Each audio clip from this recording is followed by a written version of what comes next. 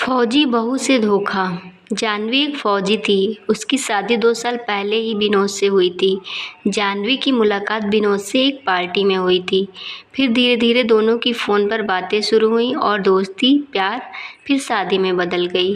जाह्नवी फ़ौज में थी तो अक्सर बॉर्डर पर ही तैनात रहती थी, इसलिए वो छुट्टियों में ही अपने घर रहने आती थी। पर पिछले 1 साल से वो अपने ससुराल नहीं जा पाई थी, सिर्फ अपने मायके में ही रहने आ जाती थी। विनोद: अरे जाह्नवी, मैं खुद तुमसे मिलने के लिए बेताब हो रहा हूँ, पर क्या करूँ, माँ के साथ मौसी जी के घर जाना ज़रूरी है। सास: हेलो जाह्नवी बेटा, कैसी हो? जाह्नवी: मैं ठीक हूँ माँ जी, बस छुट्टियाँ हो गई हैं तो सोच रही थी इस बार आप सबके साथ रह लूँगी। पिछली बार आप विनोद के साथ तीर्थ यात्रा पे चली गई थी, इसलिए मेरी सारी छुट्टियाँ माँ के घर पर ही बीती। सास: क्या करे बेटा, मेरा दीदी का बहुत भारी एक्सीडेंट हो गया था, हमें कुछ दिन ही वहीं रहना होगा। हाँ, उनका हमारे सिवा कोई नहीं है। तुम इस बार माँ के घर रह लो, फिर बीच में जब तुम्हारा दोबारा छुट्टी में आओगी ना, तब हम मिलकर कहीं घूमने चलेंगे। जाह्नवी: ठीक है माँ जी, मैं माँ के घर चली जाऊँगी। जाह्नवी इस बार भी छुट्टियों में अपनी माँ के घर रहने आ जाती है। माँ: जाह्नवी, पिछले 1 साल से तू अपने पति और सास से नहीं मिली, पता नहीं घबराहट होती है, सब ठीक होगा तेरे साथ। जाह्नवी: माँ तुम किस चिंता में पड़ गई? अभी कुछ देर पहले ही मेरी विनोद जी से और माँ जी से बात हुई, वीडियो कॉलिंग की थी उन्होंने। वो मौसी जी के साथ हॉस्पिटल में थे, वहाँ नेटवर्क नहीं आते, इसीलिए रोड पर आकर बात कर रहे थे। माँ: भगवान करे सब ठीक ही हो। जाह्नवी: माँ क्या बात है, लाली आजकल दिखाई नहीं दे रही है, उसके घर के बाहर भी ताला लगा हुआ है। माँ: कोई कह रहा था कि लाली ने दिल्ली में किसी बड़े रईस से शादी कर ली और उसके माता पिता भी यहाँ नहीं रहते, वो भी लाली के साथ दिल्ली में रहते हैं। जाह्नवी: अच्छा, लाली ने शादी कर ली और मुझे बताया तक नहीं। चलो, हो सकता है जल्दी में शादी कर ली होगी, कोई नहीं, अच्छा है। जाह्नवी: मैं सोच रही थी तुम और मैं बाज़ार चलते हैं, कुछ ज़रूरी सामान खरीद कर लाना है। जाह्नवी अपनी माँ के साथ बाज़ार चली जाती है। बाज़ार में एक अपाहिज लड़की किसी पत्थर से ठोकर खाकर गिर जाती है और उसके हाथ से सामान की थैली गिर जाती है।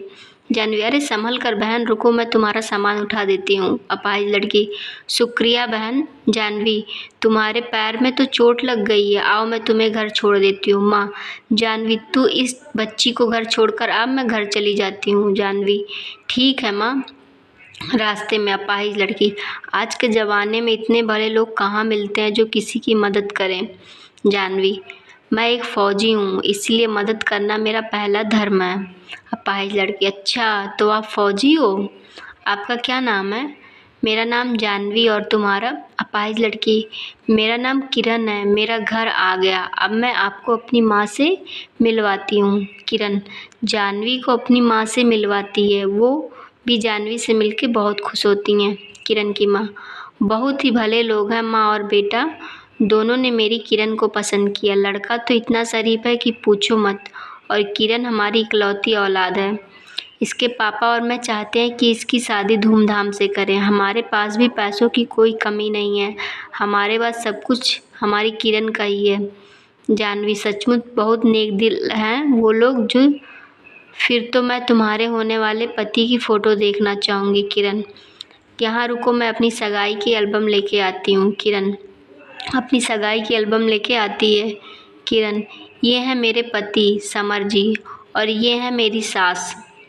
जाह्नवी: विनोद, तुम्हारा होने वाला पति, ये कैसे हो सकता है? ये समर नहीं, मेरे पति विनोद हैं। किरण: क्या? ये तुम क्या कह रही हो? जाह्नवी: मैं सच कह रही हूँ, मेरा दिमाग कुछ काम नहीं कर रहा है, सब कुछ गड़बड़ है, मेरे ससुराल वाले मेरे से धोखा कर रहे हैं, मेरे होते हुए विनोद समर बनकर तुमसे दूसरी शादी कर रहे हैं। किरण की माँ: बेटी, अब हम क्या करें, अगले हफ्ते किरण की शादी है। किरण के पिता: मैं तो कहता हूँ उन माँ बेटों को पुलिस के हवाले कर दो, हमारी बेटी के साथ उन्होंने गलत किया। जाह्नवी: नहीं, हम विनोद और उसकी माँ को रंगे हाथ पकड़ेंगे, बस आपको मेरा साथ देना होगा, मैं नहीं चाहती कि मेरा घर बर्बाद हुआ है तो किसी और का ना हो। जाह्नवी की आंखों में आंसू थे, पर वो एक फ़ौजी थी, अपने दुख को मन में दबाना जानती थी।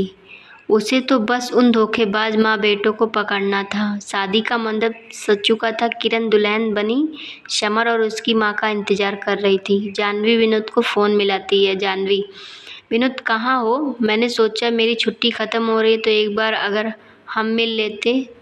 क्या आप लौट आए हो? विनोद, अरे कहाँ जाह्नवी, मुझे तो सच में खुद बुरा लग रहा। मौसी जी की हालात में कोई सुधार नहीं है। माँ और मैं सारा दिन आप उनके साथ हॉस्पिटल में ही रहते हैं। तुम समझ सकती हो ना? जाह्नवी, हाँ मैं समझ गई। ठीक है, मैं रखती हूँ। जाह्नवी से झूठ बोलकर दोनों माँ बेटे तैयार होकर बारात के साथ किरण के घर पहुँचे।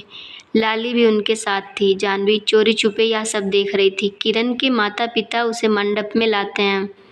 विनोद की माँ, बहन जी वो गहनों के डब्बे और नगद रुपए सब तैयार है ना?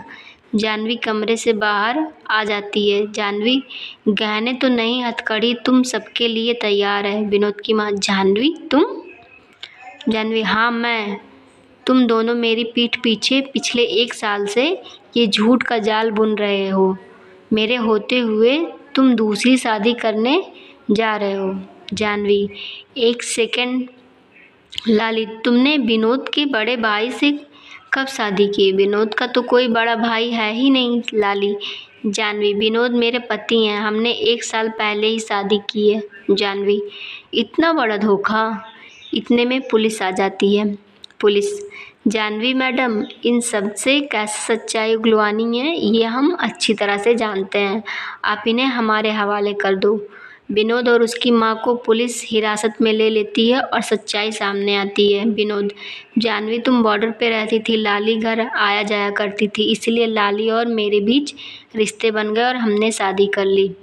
पर हमें अमीर बनना था, इसलिए हमने किरण को फंसाया ताकि उसे मारकर हम उसकी सारी जायदाद लेके यहाँ से फरार हो जाएंगे।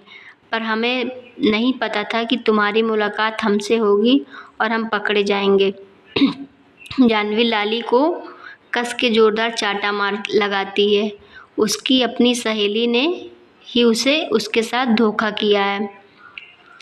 पुलिस विनोद, उसकी माँ को और लाली को धोखाधड़ी करने के इल्ज़ाम में सज़ा सुनाती है। जाह्नवी एक फ़ौजी थी, उसे जुल्म सहना नहीं सीखा था। वो तो जुल्म के खिलाफ लड़ना जानती थी और उसने वही किया। उसने धोखेबाजों को सज़ा दिलवा दी। उसके कारण किरण की ज़िंदगी बर्बाद होने से बच गई। जाह्नवी अपने माता पिता से विदा लेकर वापस ड्यूटी पे चली जाती है और अपना पूरा जीवन देश की सेवा में न्यौछावर कर देती है। तो दोस्तों, आपको ये वीडियो कैसी लगी? अच्छी लगी हो तो लाइक ज़रूर करिएगा और चैनल को भी सब्सक्राइब करिएगा। Thank you.